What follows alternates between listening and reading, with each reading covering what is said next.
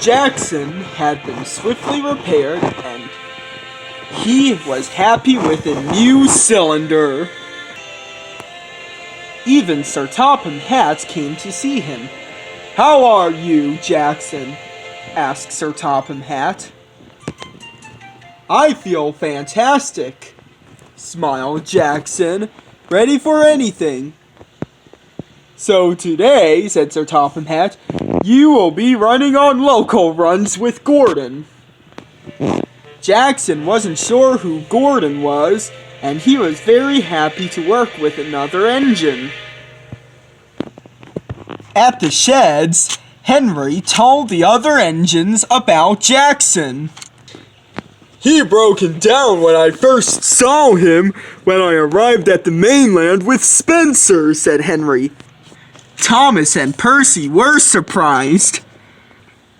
"Who's Jackson?" asked Percy. "You already know who he is. He's a yellow tender engine," said Henry, and he puffed away.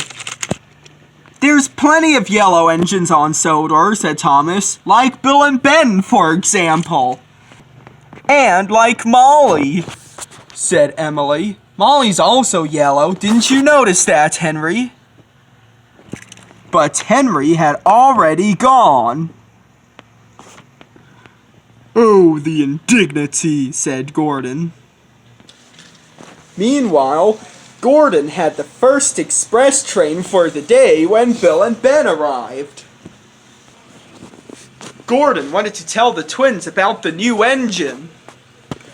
"Is he our caller, Gordon?" asked Ben. "Yes," Gordon said pompously. "You be careful, Bill and Ben.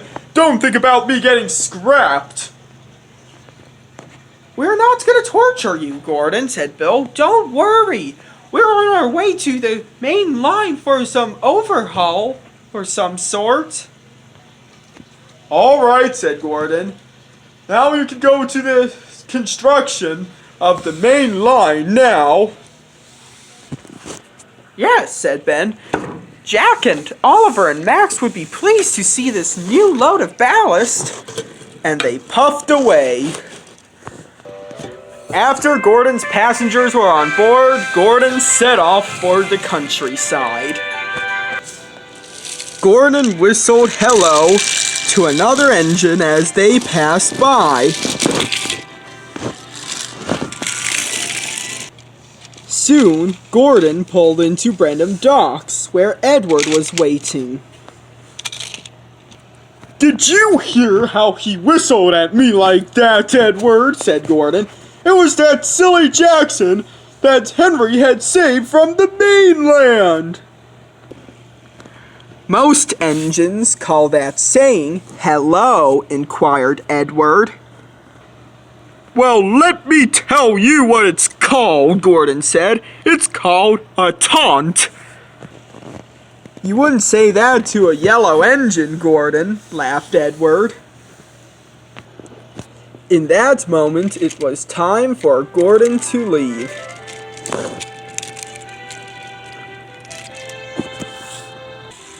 "On time!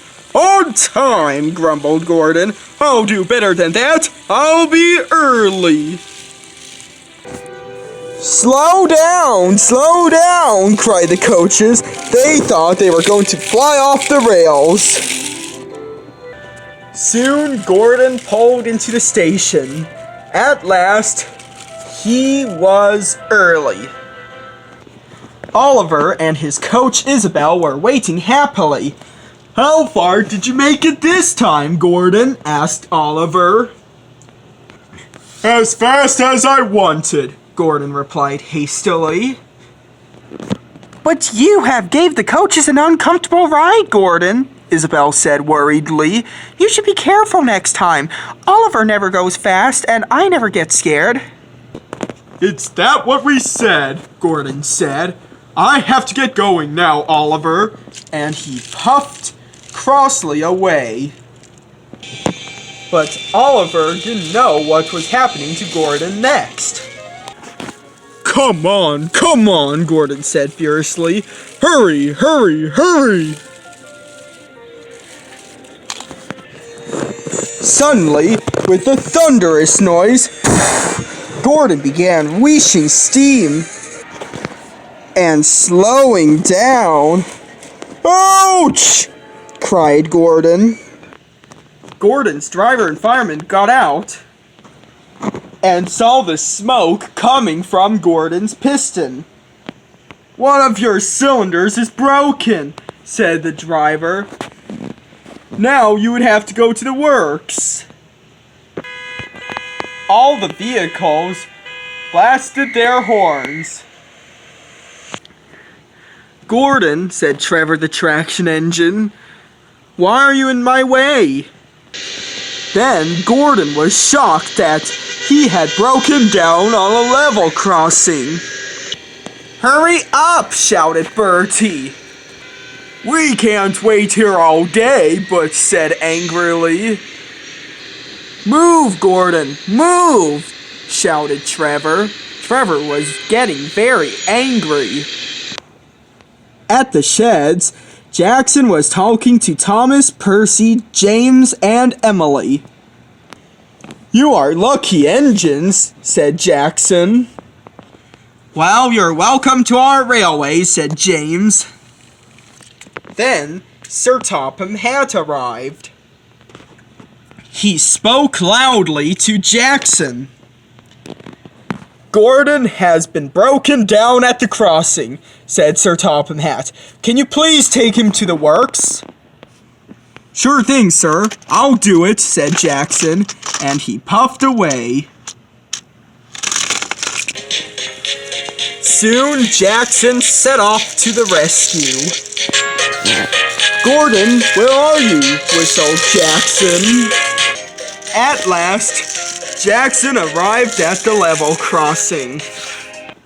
"Hello," said Jackson. "You must be Gordon. It's nice to meet you." "I'm sorry I was rude to you, Jackson," said Gordon. "Can you please take me to the works now?"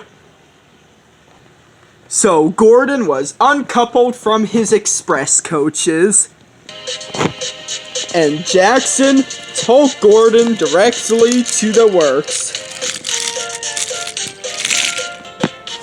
"Thank you," whistled Trevor, and the other vehicles followed him. Soon Jackson and Gordon arrived at the works. Sir Topham Hatt was pleased. "Well done, Jackson," Sir Topham Hatt said happily. Jackson smiled happily. "You can leave Gordon at the works," said Sir Topham Hatt. "Now we have the main line closed for a week and Gordon getting repaired for a couple days. So who's gonna pull the express?" "Me, sir," whistled Jackson. "Then you will pull the express for a few days until Gordon is repaired again." Jackson knew that Gordon left the express coaches at the level crossing, so he set off to collect Gordon's coaches. So Jackson arrived at the level crossing, and he collected Gordon's stranded express coaches.